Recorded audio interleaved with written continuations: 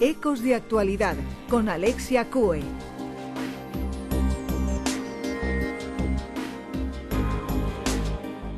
Lo venimos anunciando desde hace varios días en redes sociales, también en este programa. Ha llegado el momento. Hoy queremos conocer lo que subyace dentro del ámbito de la violencia de género, pero además no desde cualquier fuente, sino en primera persona y con el conocimiento y experiencia de un agente de seguridad. Un ex policía, José Antonio Ramírez, buenas tardes. Muy buenas.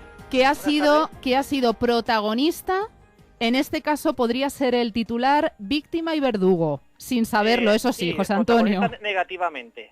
Bueno, José Antonio, vamos a ver, hay mucho que decir. Yo no te quiero robar ni un solo segundo. Nos marcamos como objetivo en esta entrevista conocer, como yo les decía, desde otra óptica, la interna, cómo se opera, cuál es el procedimiento real, no muchas veces el tipificado, sino cómo se actúa en realidad desde que se formula una denuncia en torno a violencia de género, cómo cooperan los cuerpos y fuerzas de seguridad del Estado y, sobre todo, aquello que no nos cuentan, aquello que desconocemos, incluso que desconocéis algunos profesionales hasta ahora, claro.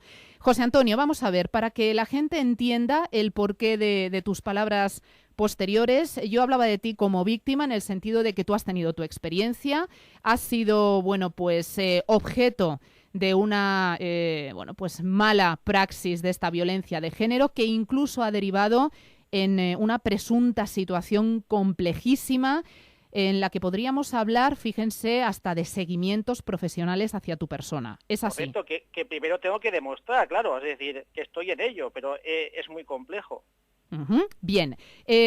Tú tienes, como digo, un contacto no deseado con el tema de violencia. Concretamente hablamos de una presunta afirmación ni siquiera denunciada y, por supuesto, nunca demostrada hacia ti, que ocasiona, que profesionales y cuerpos de seguridad se interesen en ti, incluso, como dices tú, presuntamente hasta llevar a cabo seguimientos. Bien, todo esto ha hecho, José Antonio, que tú te pongas a investigar, trabajes sobre la verdad que hay detrás de todo esto, verdad que, por cierto, está plasmada ya en 4 libros que ha publicado José Antonio y de los que luego vamos a hablar, y que llegaras incluso al conocimiento de cosas que ni nos imaginamos. Vamos a ver, la pregunta es directísima, José Antonio. Cuando alguien, una mujer en este caso, suelen ser las más habituales, interpone una denuncia por violencia de género, ¿qué pasa a continuación? Cuéntanos todo lo que hay detrás. Son las más habituales porque la ley solo recoge ese ámbito. Si eres hombre, no entras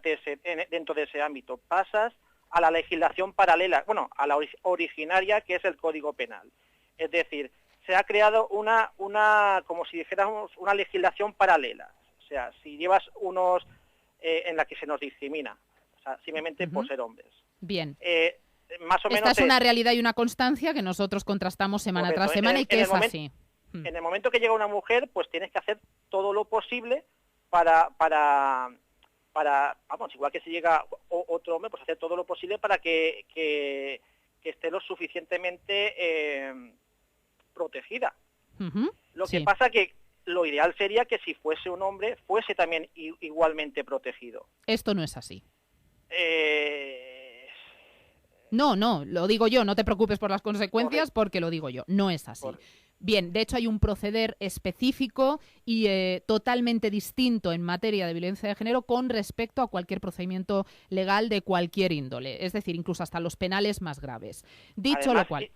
Siempre que llega uno, salvo que no haya otro policía, siempre se bifurca, siempre que haya a grupos especializados. O sea, que estos grupos especializados han sido formados justamente a partir desde el 2004. Es decir, ya adelante. Perdón, José Antonio, lo que estás diciendo es que en cuanto se interpone una denuncia, y estamos hablando de absoluta presunción porque no hay todavía ni siquiera la fase de presentación de pruebas, no hay nada que avale ese testimonio, pero ya es suficiente para que se derive la cuestión a personas especializadas que empiezan a trabajar en este sentido. Correcto. ¿Y qué hacen exactamente? Lo que es las actuaciones, es decir, simplemente es seguir el protocolo. Un protocolo que fue lanzado o fue realizado por las mismas personas que hicieron la ley de género. Con lo que si estas personas tienen una ideología concreta, eso puede infectar a los protocolos, es decir, puede orientar los protocolos. No sé si me explico bien. Lo comprendemos, protocolos que llegan a ser muy subjetivos y además teñidos por distintos intereses. Es lo que tratas de decir. Es decir, si tú haces, que es lo que yo en los libros también intento explicar, que esos intereses han infectado o han... o por esas desvirtuado la esencia de ese protocolo. Y desencadenado en actuaciones poco lícitas. Es decir... a ver, en principio, ¿cuál es el protocolo para llegar a lo que no estaría previsto en unas actuaciones legales? El protocolo es sencillo y, bueno, es muy complejo e incluso seguirlo es súper complejo porque se añaden muchas veces en lo que es o no tienes medios para poder seguirlo o, vamos, que se complica mucho, pero lo esencial es lo que sabemos todos. Llegas, observas la situación, se separa la mujer, se separa el hombre y se hacen preguntas al hombre y a la mujer. La habitualidad es que en el momento que la mujer diga que sí va a denunciar, pues te llevas al hombre. Es así de claro. En el momento detienes que sí, al hombre, bien. Se detiene. Es decir, que no, así no vas a tener ningún problema, siempre que hagas lo que dice el protocolo. Es decir, claro, tienes que tener pruebas, pero es que es muy complejo entrar en un sitio y a lo mejor por un simple... Es que es muy complejo, es llegar a un sitio y no tienes, aunque parezca que tenemos un montón de pruebas, abres la puerta y, hombre, salvo casos de violencia, o sea, que es violencia que es súper clara, o sea, que dices, es que esto es violencia pura. Es decir, y lo ha hecho cuando hay persona. evidencias visuales, José Antonio, pero para que podamos ilustrar esto con ejemplos y lo comprendamos mejor, cuéntanos algún detalle que pueda ser considerado prueba y que a lo mejor, según tu opinión profesional, no está tan claro que sea una evidencia de un acto de violencia. Esencial, por ejemplo, así lo pongo en el libro, por ejemplo, son moratones, roces, por supuesto, verbalmente no se puede demostrar nada. Sin embargo, el protocolo... A no ser que te lo graben y te diga, mira, es que me dijo esto, o es que me llamó por teléfono y me dijo esto, o es que por internet me dejó tal cosa y tal y cual. O sea, con esas excepciones, tú llegas a una casa y es lo que te manifiestan. Y bien... y con eso es suficiente con eso ya es suficiente, José Antonio, para poder proseguir con ese protocolo, la detención pertinente y todo lo que viene detrás. Es necesario que la mujer manifieste que sí, que... No necesario, ¿suficiente? ¿Es suficiente con eso? Suficiente. En el momento que la mujer manifieste, y luego ya lo que le manifieste, pues siempre se separan, nunca se oye uno al otro. Es decir, en el momento que la mujer manifiesta que sí, y tal, ya se le lleva, se hace ya lo que es seguir el protocolo de qué es lo que le ha dicho, qué lesiones tiene. Vamos al médico a que justifiquen esas lesiones. El problema de las lesiones es que una lesión no tiene autoría. No sé si me explico. Puede haber la evidencia de esa lesión, pero no de quién la ha producido. Usted puede tener un moratón, pero ¿quién da la autoría a ese moratón? Si hay dos personas, no quiere decir que siempre la persona de al lado haya provocado ese moratón. Es decir, aquí se le otorga el peso de carga de prueba a lo que es un testimonio personal de una mujer. Y sin llegar a un juez, se otorga que sí, ese hombre ya es el culpable por el hecho de ser hombre. Hay que retirarlo y hay que hacer luego pero hay que llevarlo a la cárcel, mantenerlo los días para hacer las averiguaciones pertinentes, luego ponerlo a disposición del juez. Pero claro, a lo mejor un moratón o una acción verbal ha podido ser mutua, ha podido ser... Es decir, que nunca decimos que sean inciertas. Eso lo entendemos. Bien, ¿cómo continúan? ¿Cuáles son los siguientes pasos que se dan, José Antonio? Ya has dicho algo que para mí es demoledor. Por el hecho de ser hombre, ya tenemos que detener cuando existe un testimonio en contra, sin evidencias incluso de autoría ni prueba suficiente. Bien. Claro, en el momento que tuvieras un moratón, y a ver, es que tampoco somos jueces. Bien, pero sin embargo se actúa como tal y se hace efectiva la detención. El protocolo te da la acción de no hacer nada. En el caso que si no haces nada, es posible que luego un juez diga que sí que debías hacerlo y ser sancionado el policía, el pobre hombre, que también tiene un sueldo y tiene un trabajo y hacen su faena lo mejor que pueden. Es decir, o detener al tío, a la persona, al hombre en este caso, que te da la potestad de hacerlo y posiblemente no tengas ninguna complicación, como estamos viendo. Hasta el momento hay mucha gente que se queja de que me denuncian tal y cual y luego lo fui al juicio y no se pudo demostrar, no tal y cual, no me hicieron nada, no me... que luego, es decir, es muy complejo saber quién dice la verdad, pero en estos casos mucho más. Bien, y Incluso los siguientes la autoría... pasos, José Antonio. Vamos a proseguir con ese protocolo, siguientes pasos y sobre todo hasta que lleguemos a esas acciones que no están completamente avaladas por la ley, porque todo esto se desvirtúa y como tú nos anticipabas, y esto para mí es quizá lo más grave, no siempre uno se limita al protocolo ya de por sí bastante cuestionables, sino que se llevan a cabo acciones que no corresponden. Sí, se intenta siempre seguir, pero no hay o medios o no hay... es que es muy complejo seguir un protocolo que el que hace el protocolo se sienta y empieza a poner conceptos y empieza a poner lo que ellos creen, a lo mejor muchas veces sin saber cómo es la praxis policial, y es muy complejo, yo lo puedo entender. Y luego el policía, una vez le llega y ve que tiene todas las cosas, pues tiene que seguir lo que realmente es eso, es decir, lo básico. Tú ya haces el protocolo, lo intentas seguir, porque si no te podrían, hay que intentar seguirlo en todos los puntos, pero hay veces que sin querer, pues un protocolo pues no se llega a hacer o no se llega... Pero lo básico siempre sin querer se hace, siempre, que es lo esencial. Sin querer, José Antonio. ¿Perdón? Sin querer siempre. Esas vulneraciones del protocolo o esas... Por supuesto, un policía Bien, querer, entonces, sin querer. ¿de quién? Si pasa alguna cosa es porque se te pase sin querer o voluntariamente seguro que no. Bien, entonces, Seguro ¿de que no, quién procede? Los policías otra cosa no tendrán, pero sí que intentan hacer las cosas bien. José Antonio, ¿de quién procede esas actuaciones no lícitas a las que tú apuntabas al principio? Yo, mi caso es que aún no te lo he contado, más o menos, pero más o menos lo que para mi caso es ilícito. Es decir, y en mi caso es muy sencillo, es decir, yo tengo indicios suficientes y una prueba que confirma que estoy siendo objeto de un presunto seguimiento policial. Claro, yo veo que no he cometido delito y me cojo el Código Penal y claro, yo tenía que saber por qué es esta situación, es decir, que no creo que sea una cosa, tiene que estar justificado un seguimiento policial, tiene que tener una justificación, es decir, entonces yo cogí el Código Penal y lo dividí en, un seguimiento puede ser a instancias de parte o bien de oficio, también los hay mixtos, pero claro, yo veo que empiezo a ver los delitos que son perseguibles de oficio y digo, pues no he cometido ninguno. Porque ¿cuáles son esos delitos?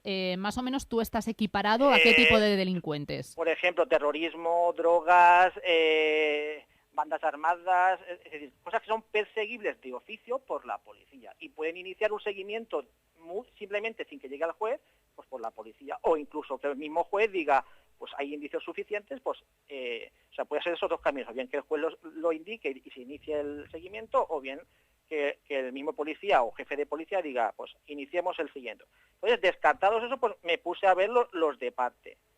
Claro, los de parte significa que una persona, por su parte, te hace una denuncia. Te denuncia de algo que te origina un seguimiento. Pero vamos a ver, José Antonio, una pregunta muy directa.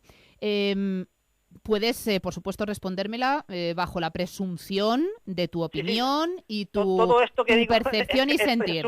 Bien. Porque... A ver, José Antonio, me estás diciendo que en este país, en España, se están produciendo a instancia de parte por denuncias individuales basadas solo en el testimonio subjetivo, en este caso de una mujer. Se están produciendo seguimientos policiales que tan solo están en principio contemplados para delitos, por ejemplo, de índole equiparable a terrorismo, como decías. Sí, es que pienso que desde el 2007, desde la introducción de si recuerdo mal, era no sé si era un protocolo o un sistema de seguimiento integral, esa palabra que tanto gusta al feminismo. ¿Eso qué significa, seguimiento integral? Pues eso, era coordinar policías, tener un gran... infraestructura. Sí, una gran es decir, se llegan a coordinar cuerpos de seguridad para hacer ese seguimiento bajo las motivaciones que hemos expuesto. Sí, pero los seguimientos, según pone lo oficial, lo que tú ves de ese sistema, lo que tú ves es que el sistema de seguimiento integral de los casos de violencia de género, que curiosamente lo hizo el mismo órgano, que es el que dijo al juez Serrano, Bueno, no hace falta entrar en tecnicismos, no te preocupes, José Antonio. Además, Bueno, pues, sinceramente, esto es lo oficial. A mí me está interesando lo extraoficial. Si lo diferencias pues, es por algo. Pues eso, simplemente es eso, que yo tuve indicios de ver eso, es decir, y a partir de 2007 sí que no me consta, no puedo demostrarlo, pero sí que se han introducido, o sea, han querido equiparar el terrorismo con la violencia de género y sí que se han introducido esos seguimientos. Claro, es mi palabra contra la de, pero vamos, tengo... Presuntamente se está produciendo esto en nuestro país. Creo que sí. En este caso, en mi persona. Porque, como te dije antes, yo hice mis pesquisas y, claro, a instancia de parte, pues vi que la única cosa es que alguien me hubiese denunciado. En España solo hay, ahora, desde el 2007, o sea, desde ese momento que se hizo ese sistema de seguimiento integral, que simplemente es informático, pero también se hacen, o sea, como se coordinó todo, las mismas policías también, pues bueno, se puede, o sea... José Antonio, discúlpame una cosa. El tiempo ya sabes cómo es en radio y por desgracia tenemos que marcharnos, pero yo no puedo dejar esta conversación aquí. Te emplazo al próximo programa, puedes y te comprometes a que pongamos un punto y seguido a esta entrevista. Contamos la segunda parte. Esto va a ir como tus libros, por capítulos, ¿vale? No hay problema, y lo que quiero es que se aclare todo, y más cuando uno no ha ejercido ningún delito. Antes de despedirte, José Antonio, porque repito, la siguiente sección te la dedicamos a ti y hablaremos profundamente de todo esto. ¿Cómo podemos hacernos con tus publicaciones? Porque ya nos adelantamos, aparte de la información que vas a vertir aquí. Simplemente puedes en internet tú puedes poner el nombre de las publicaciones y ahí ya te dicen ¿Cuáles? Pues el libro, los 4 primeros libros es La jaula, el seguimiento perfecto, que claro, está contado en tercera persona, todo presuntamente, es decir, porque hasta que no pueda demostrarlo, aunque ya he hecho la denuncia, pero no me supuestamente no es veraz, pero que cada uno saque sus conclusiones. Claro, lo único que he hecho ha sido pues ponerlo todo en internet y eso, y escribí ese libro que se llama La jaula, el seguimiento perfecto, y he escrito 3, con todo el procedimiento, cómo lo he vivido yo y cómo se me está... De momento, como realizando. Seguro que no van a poder esperar, nos vamos a internet, pero esto continuará, lo dejamos así, te llamamos el próximo sábado. José Antonio, Muchas ya gracias. es mucha la información que nos has dado hoy, así que esto promete. El próximo sábado continuamos. Gracias, José Antonio, por tu valentía. Y de momento, señores, tengo simplemente un consejo más que darles, porque la sección de motor hoy se reduce a su mínima expresión, simplemente recordándoles la incorporación de la empresa RRM. Ya existe una posibilidad aquí en Madrid de alquilar un vehículo con derecho a compra. Todas esas mensualidades que nosotros anticipamos se deducen íntegramente del precio que se fija al principio del vehículo. ¿Esto qué permite? Bueno, pues desde hacerse con coches más asequibles, desde 30.000 euros, con unas facilidades fiscales y económicas importantes, hasta llegar a los deportivos más lujosos a los que nunca podríamos haber soñado. Gracias a RRM. Ellos están aquí en Madrid, en la calle Martínez Izquierdo, número 6. Si quieren más información, 91309-5780. 91309-5780. Más información en rrmautomóviles.com. rrmautomóviles.com. Gracias, señores, hemos agotado el tiempo, pero volveremos el próximo sábado puntualmente a las 5 de la tarde.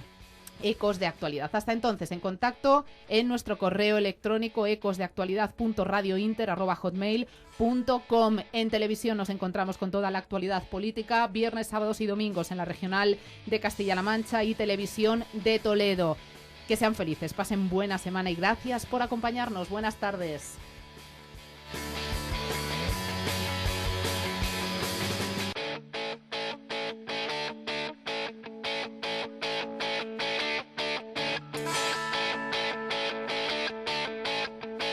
Ecos de Actualidad con Alexia Coe.